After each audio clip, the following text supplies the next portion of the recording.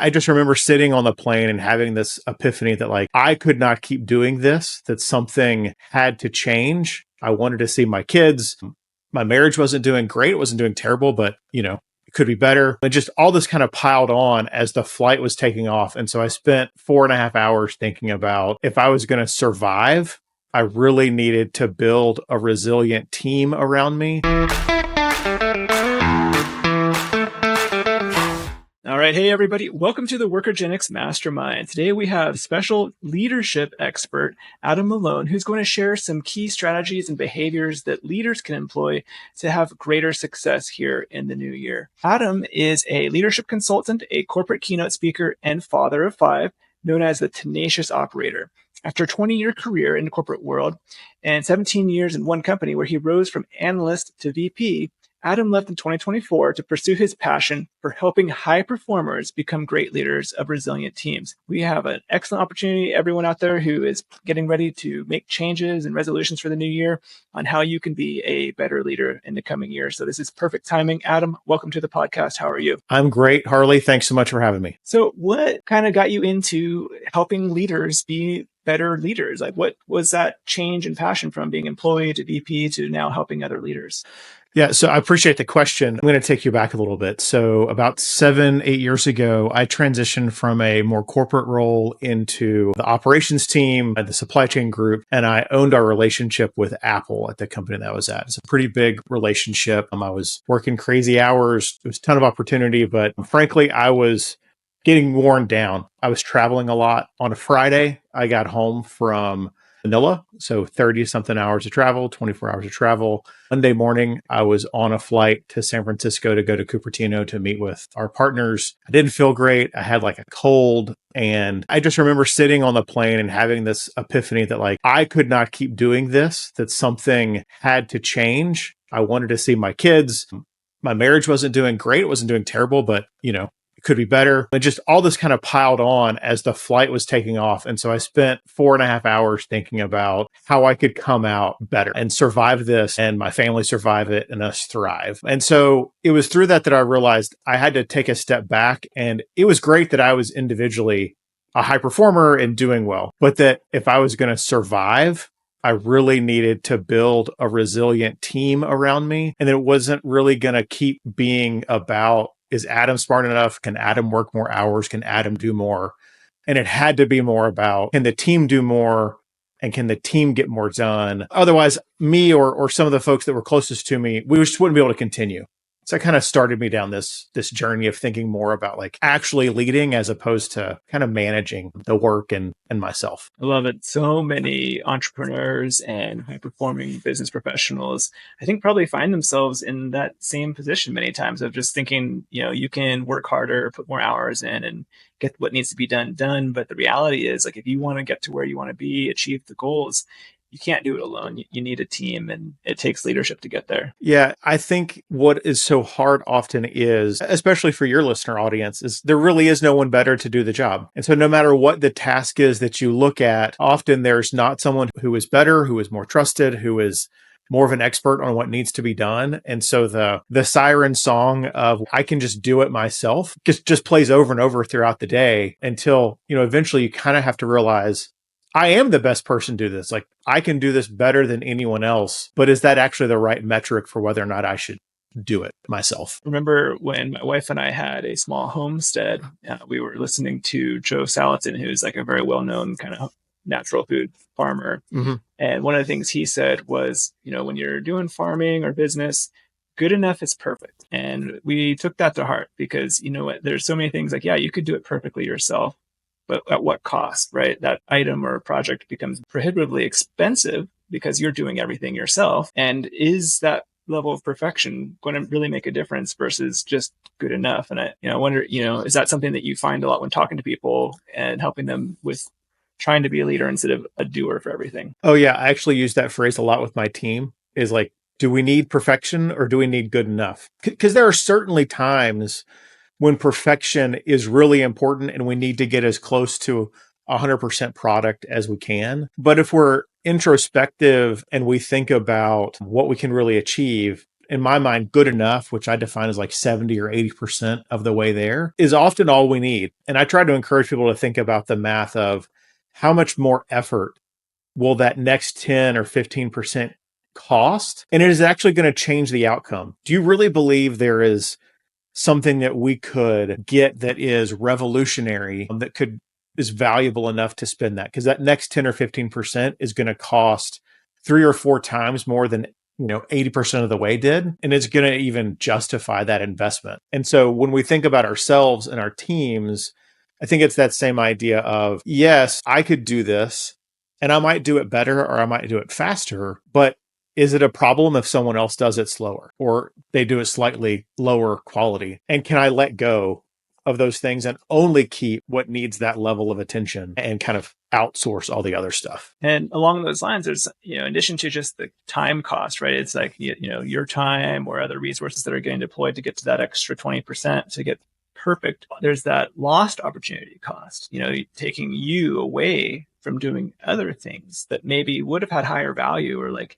getting to the 80% on the next project that much faster. When I talk to my leaders about this, the question I often ask is, will going to that meeting or managing that project or that effort, how likely is it to change the outcome? And then the second question you need to ask yourself is, how could I deploy that time differently to achieve more and let other people get there without you? And sometimes it is okay if that thing that you could be doing that's more valuable is actually resting, recuperating, spending time with your family, getting energy for the next fight. Whatever that is, we always have a next fight or a next trial. And if we don't take some time to re-energize as business owners, we're often going to struggle to meet that challenge as well as we would if we really did take a beat and rest.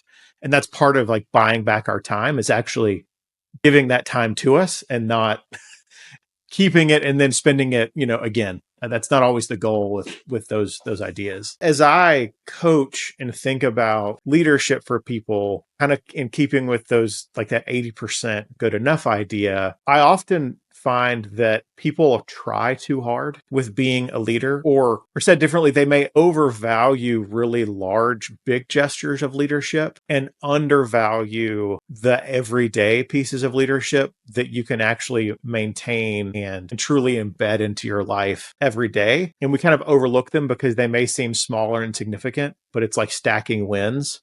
And the more you do them every day, like the more likely they'll create huge value, as opposed to 1 or 2, times a month sort of events that they don't have that same stacking quality. Right. I'm glad you mentioned that. So I want to dig into that more, because I think a lot of people are probably kind of wanting some clarification, the big wins versus the everyday things. I'm going to guess that what we really are here to talk about today, you shared earlier, is some 5 key behaviors that can be implemented every day for consistency to help leaders really be successful. Maybe we start there and kind of the answer will come out from that. That'd be great. I'd love to. Yeah, the first I'll share is, I think showing up authentically is often undervalued, or it feels a little touchy-feely. But if we want our teams to believe the things we say to them, we have to show up authentically. And a lot of that is just sharing yourself without an agenda, that you tell people what's on your mind, and that you're not always trying to seek something from that, or you're not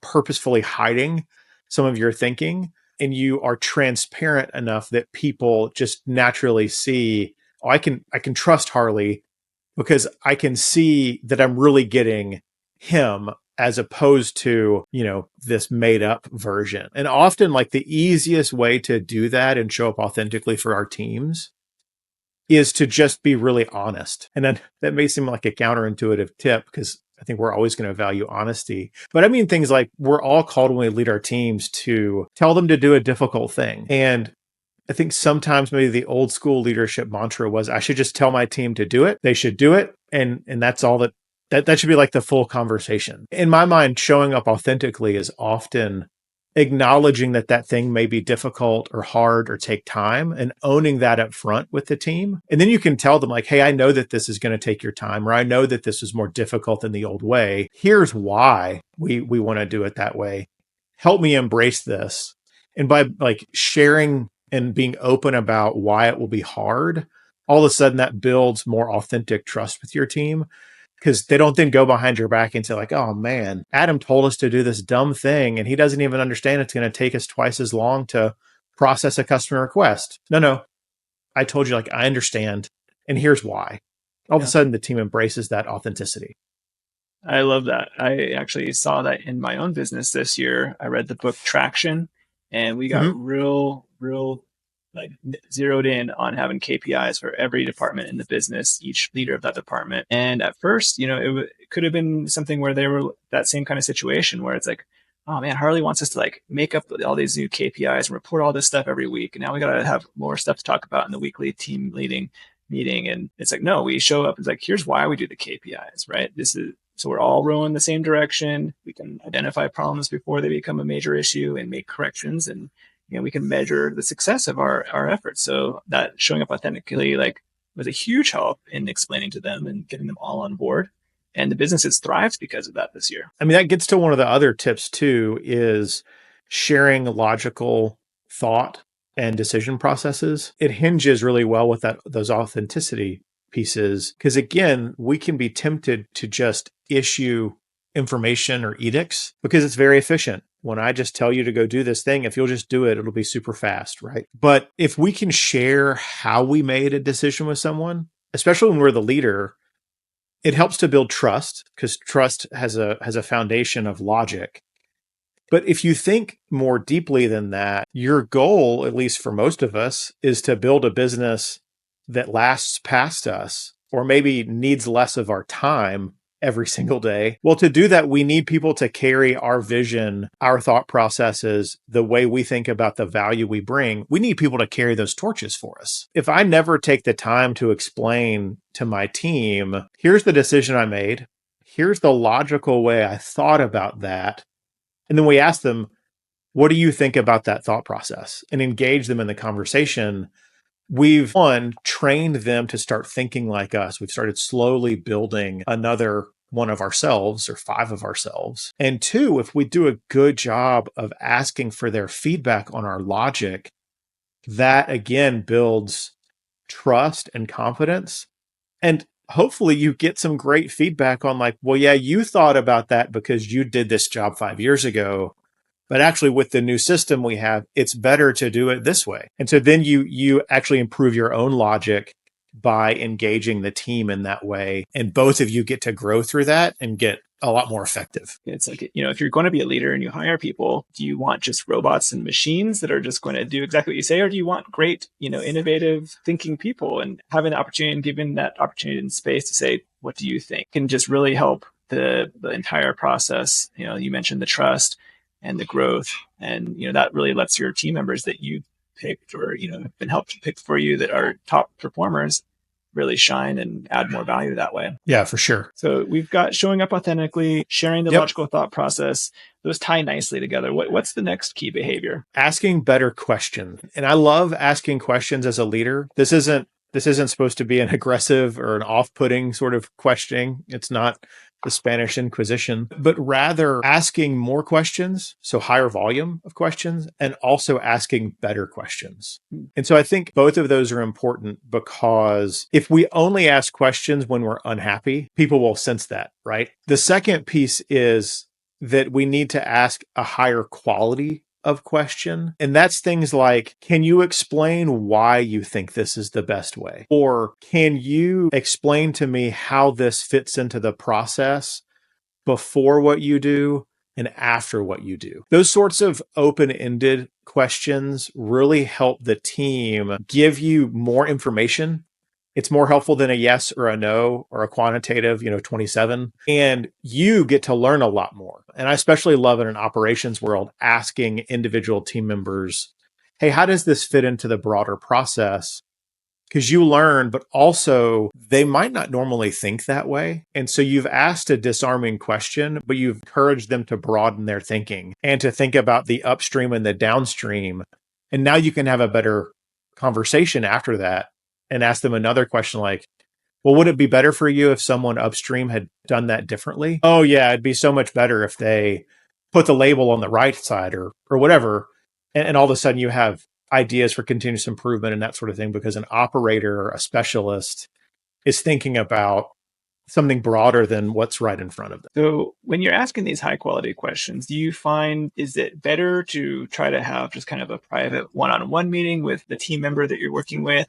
Or do you find that, having them in a group asking those high quality questions leads to better results? Or does it just depend on the situation? I mean, there's always the answer of it depends, but that's a cop out. So I won't give you that one.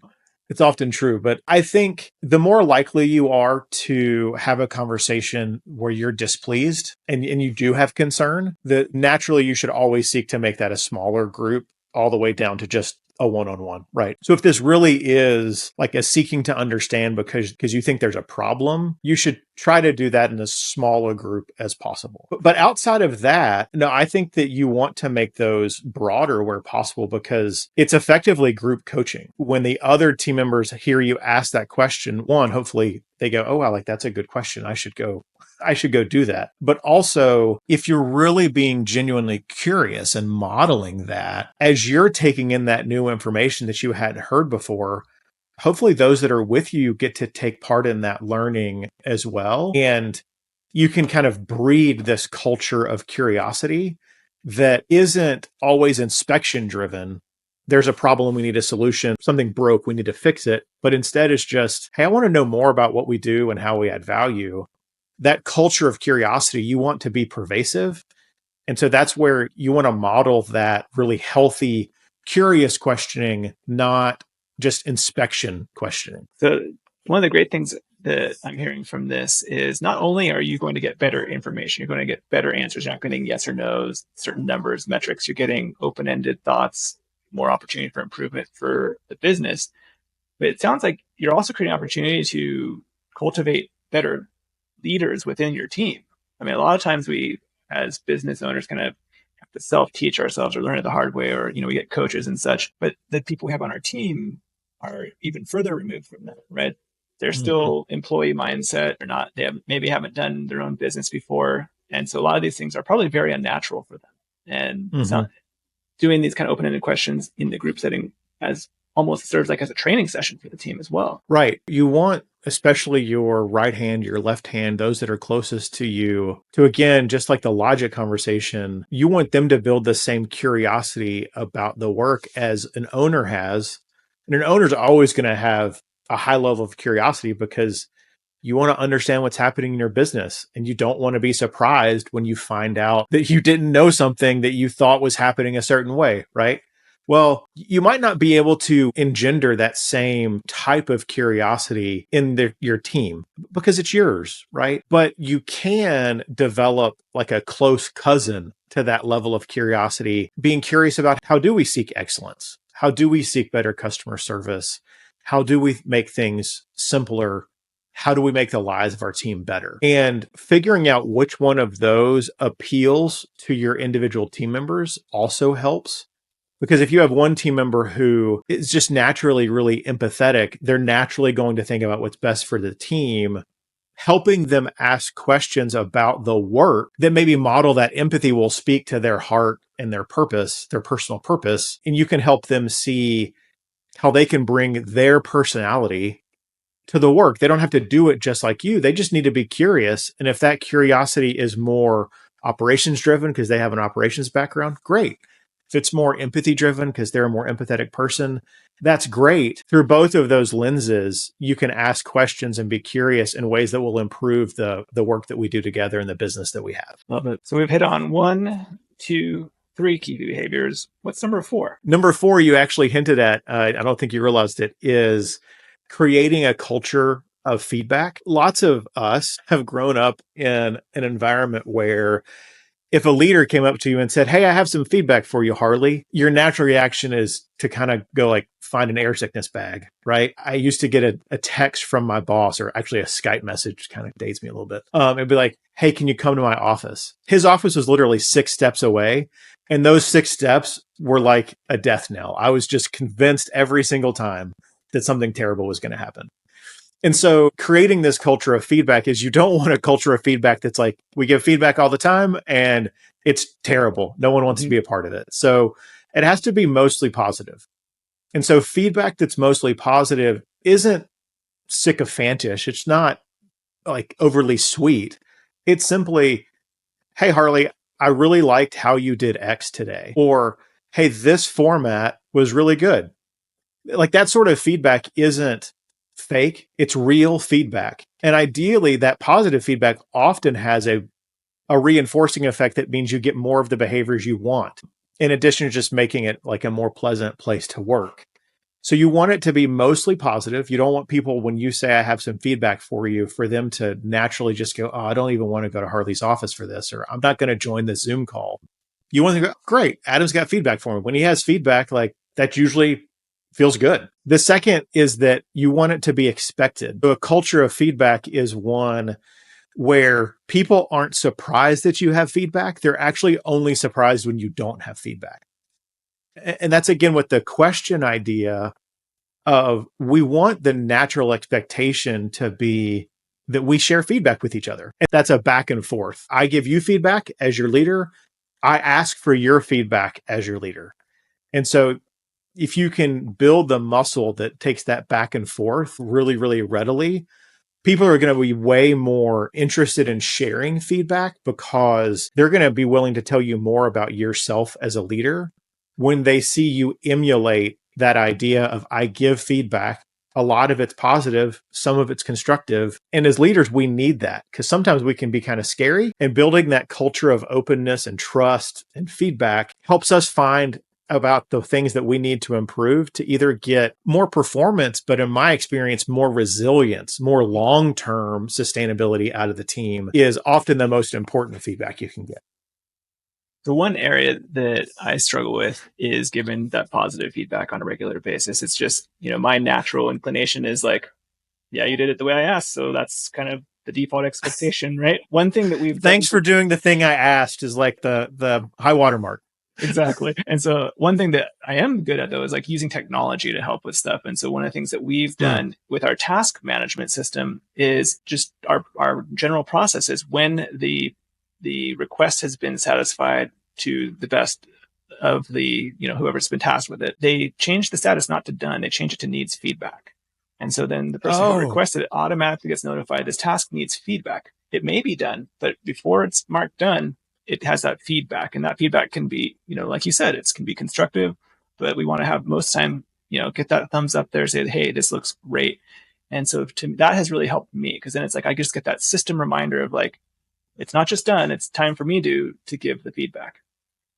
Well, I love that because, well, I'm a process nerd. I have some continuous improvement in my background, so I just love processes. But I like that because the idea you just kind of laid out there is, hey, a task or a project or an effort isn't complete until the requester, one, has said that it is, and two, until feedback has been received on it. And so that's part of that, like building in the natural expectation. Once somebody has done 5 or 10 or 30 projects for you, now that feedback at the end is not a surprise. And hopefully it's only a surprise when there's kind of like unexpected negative feedback, right? Part of what we want to engender with a strong feedback culture is over time, people are using our logic and our voice. There's a little Adam in their head or a little Harley in their head, and they're going to go like, oh man, Harley's going to know that I didn't do that the way like we had talked about. He's going to have feedback for me. And then you give them feedback on it. And they're like, yeah, I was pretty sure that you were going to call that out. And all of a sudden, like that feedback is actually just a confirmation of something they already knew. And again, that goes back to like these little bits we're talking about. If you ask questions regularly, if you share logic, if you show up authentically, all of a sudden this all builds on itself. And they're building like a tiny coach in their head that's helping them throughout the day. And often that feedback that we give, even when it's negative, is hopefully not actually that surprising anymore. So anyway, sorry, I went a little bit there, but I love that process. How's your team responded to that? It's great because a lot of them come and, they've worked on many different kind of systems or places where they don't have systems. And it is rough for people as employees when they don't have kind of regular systems and procedures to follow. And when they do things the way they think are as good as they can, the leader comes back and gives them that negative feedback. That's a real bummer. Like, who wants to show up to work every day if like you feel like you're doing your best every day, and you've let them know however you do, whether it's an email or a text or whatever, and then you get like constantly told, no, that's wrong, no, that's wrong, no, that's wrong. Oh yeah, I'm sure that is way more encouraging. One tip, I'll just kind of add a tip on the tip here for feedback, is often one of the best processes is to ask a question in your feedback. This is great in one-on-ones especially, but when you want to have a feedback conversation, like you don't want it to be like a one-way street. You want there to be dialogue. Asking a question like, hey, Harley, I wanted to catch up on how that presentation went. What did you think about it? At first, people are going to think it's a trap, like the first couple of times you do it, because they're going to like, oh, he's just asking what I think because he's going to slap me down. It's really fun when as a leader, you can tell someone thinks that and you go like, oh yeah, I thought it was great. And they're like, I was nervous. I thought you were going to tell me something wrong. No, I wonder what you thought. But the benefit of asking the question is one, often you'll get better coaching from them than from what you saw. And they'll own up to like, here's the 3 things I should have done better. And you're like, oh, I didn't even know about that. Right. I thought it went really well. I was just wondering what you thought. But hey, you did highlight a couple of things that we could work on. Like, how do you think we should improve that? And all of a sudden, then they weigh in and now they're just giving themselves feedback and you're like a witness. Right. And then, in the next one-on-one or the next week or the next project like that, you can now like add accountability, but you're adding it to their feedback. Hey, Adam, when we talked about this same sort of thing a couple of weeks ago, here's what you said we could have done better. Like, do you have a plan for how you're going to like incorporate that into this time we do it? And all of a sudden, again, you're just adding accountability to things that they thought needed to be improved. You're not the big bad boogeyman who just walks around telling everybody that like they should do better work. You're like their biggest cheerleader now. You're the one who's saying, hey, you had a great idea. Right. How's it going? Like, let's get it done. Exactly. And people love to have someone cheerleading for them. Absolutely. All right. So far, we've got through 4. I'm really excited to hear the 5th because all these have been connected so well. It's really good.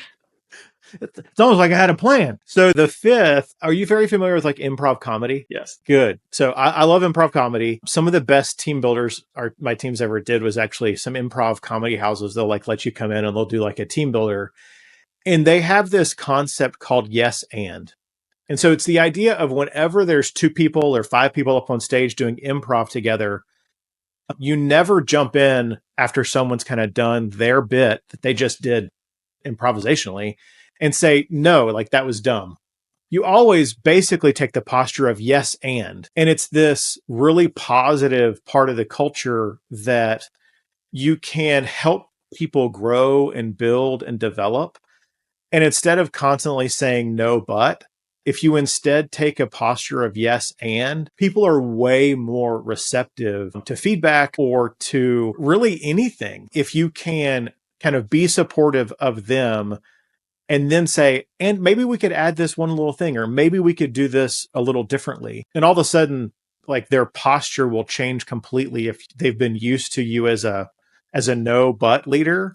And you become a yes and leader, it really opens up the possibilities. Can you share like an example of this where someone comes up and maybe they're suggesting an idea and it really, your instinct is to say, no, why are you not just doing it the way I told you to do? How would you approach that with the yes and? Yeah, I'll give you a couple examples. So an example of a yes and sort of time, I'll share maybe some simple ones, but also maybe another one. So an easy one is I was trying to get my team to feel like work was less drudgy. We had some feedback, and in one of those, somebody said, hey, work is just drudgery, basically. We kind of feel like it. This was like post-COVID lockdown, but everyone was still locked down kind of stuff. Mm-hmm. And so I asked them to create the drudgery avoidance team, whose sole focus was to figure out ways to make work more enjoyable. And one of the guys came up to me, he's like, hey, like, people don't love coming to the office, but we're working really hard to be here every day, or whatever it was, 3 days a week. And I think sometimes people just like would feel better if they like knew they were going to get a cup of coffee, like good coffee, not the break room coffee. Is it okay if I get that for people that are in the office, like go to Starbucks and expense it? And I was like, sure, like that's fine. Like his team was 4 people or something. It wasn't going to break the bank. And I said, yeah, do that, but maybe figure out a couple other people besides your team. Like you guys work with demand planning and procurement, these 3 people specifically in the Mexico region. Like, why don't you go ahead and like the night before ask them, hey, we're coming to the office. I thought I might get coffee for the team. Can I bring you guys something? And all of a sudden, like one, it's unexpected because usually leaders can be like, no, don't spend money. Instead, I said, well, actually, maybe try to spend a little bit more money. But part of what I tried to emphasize to him there was, hey, I'm glad that you're thinking about your team as your team. But hey, actually, your team and your span of influence is bigger than that. He was a senior manager, but these folks in the other departments were like analysts and senior analysts that supported his team. Like, broaden your thinking of who you could do this for. Again, trying to like reinforce culture and connectedness. And the truth is, like, it was one or two more coffees like every week or two. Like it didn't break the bank. But the really cool part was then I would kind of watch when he was bringing the coffee in, and then I'd like wander past that part of the floor. And all of a sudden, those guys are over in like the cubes that his team worked in, and they hung out there for 20 or 30 minutes. And the first reaction was like, oh no, like that's a bunch of wasted productivity. But then I would hear, oh yeah, when Jorge came by and we were catching up over coffee, XYZ thing we figured out, and like we fixed a bunch of stuff. And so that sort of is a yes and, where you're doing something a bit unexpected, but also helping them see, hey, like just bringing coffee for your team is nice. But if you can actually encourage engagement and interaction with a broader group of people, that's actually way more valuable. And I could have said that and he would have felt like I was being like the pedantic old VP. But instead, I kind of supported his idea and broadened it. And then he came to me later and said that they got that larger benefit from it. I was like, man, that was great. Like, I'm so glad you did that. Right. And now it's all about him. It's not about the pedantic VP told you to do X. Right. Another yes and example. And so this is a great one. You talk about like you told somebody to do something and then they come back and they're like, I don't want to do it that way. This is maybe a little twist. I love yes and. Sometimes you need to say yes if. And so no is easy first. Like always remember, no is easy. Yes is hard frequently as a leader. And so our teams, sometimes it's easy for them if we say yes. And that's why they're asking. That's totally fine. But we can just add an if.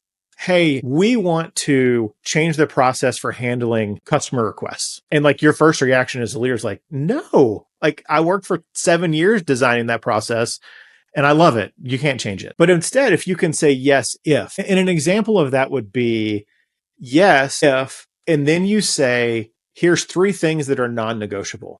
So if you go with like that customer request process, hey, yes, you can change the process if 1, we always log what happened.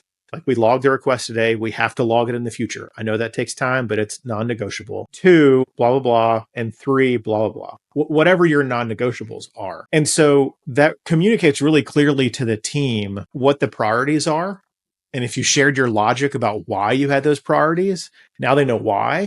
But then they feel empowered to change everything else. And so hopefully you'll get a more efficient process. You get a process they buy into more. Maybe it leverages technology more that the old man doesn't know about, right? And you create a whole bunch of people now who are trying to follow your yes, if guidance. Whereas if you just said no, I mean, you would have maintained that process you really liked, but is that the right process 7 years from now too? Eventually it's not, right? So I think that sort of behavior can really help you as a leader constrain to where you need to constrain, but also open up for creativity and growth at the same time. Well, and the yes and if option also goes into asking better questions, I think, because that is opening up a dialogue, right? If you say yes if or yes and, that then it goes back to their plate and they can give the feedback. Okay, well, I don't know if I can do this idea if that's the requirements. Maybe we just keep it. But at least it's not a no, because if you say the no, that's training them. And right. So like, you're not going to get the idea next time. They're just going, well, the boss just says no every time. We were just doing 5 tips, but if you want to build trust is built on 3 things: logic, authenticity, and empathy. We've talked about logic and we've talked about authenticity. That 5th one, so the bonus tip, I guess, is when you want to build empathy. In that sort of exchange, what you said is one of the things you can do is when someone brings that idea, before you say no, yes, or anything, you do ask a question back. You model that curiosity and you say, hey, that's super interesting. Like, we've done it for a while this way. Can you help me understand what benefit you guys think we'd get from making this change? I phrased it that way for a reason, first off, because sometimes leaders say like, well, why do you want to change it? And like, why do you want to change it feels aggressive, even if you don't mean it to be aggressive.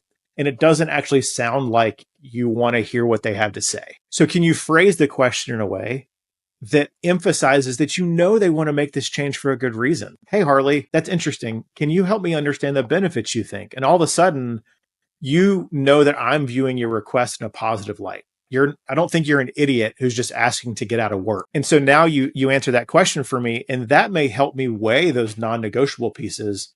And you may actually have already answered them, right? Oh, we want to do this because actually the logging system that we use today, we have a whole bunch of errors where like we actually have tickets that aren't showing up. We want to change this because of X. And so now you actually get to support them. Hey, one of my non-negotiables for this was going to be X. But you actually said like, that's fundamentally why you want to do that. I'm so glad we're aligned. We have the same concerns.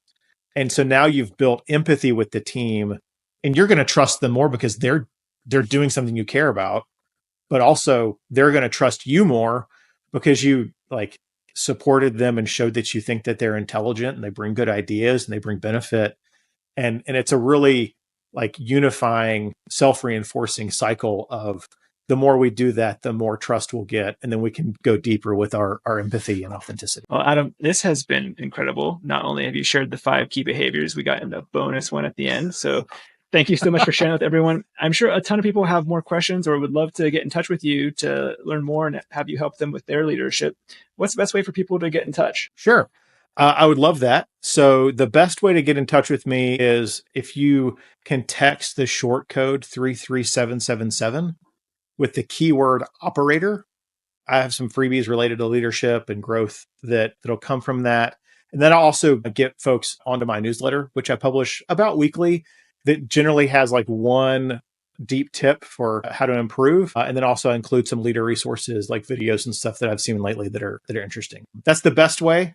If people happen to love LinkedIn, I am super active on LinkedIn. If you just look for Adam Malone, you'll see a guy in a black and white photo with a microphone, and that's me. So just link up with that connection there. Awesome. Adam, thank you again so much for sharing with us today. We really appreciate your time. It's my pleasure. It's been fun.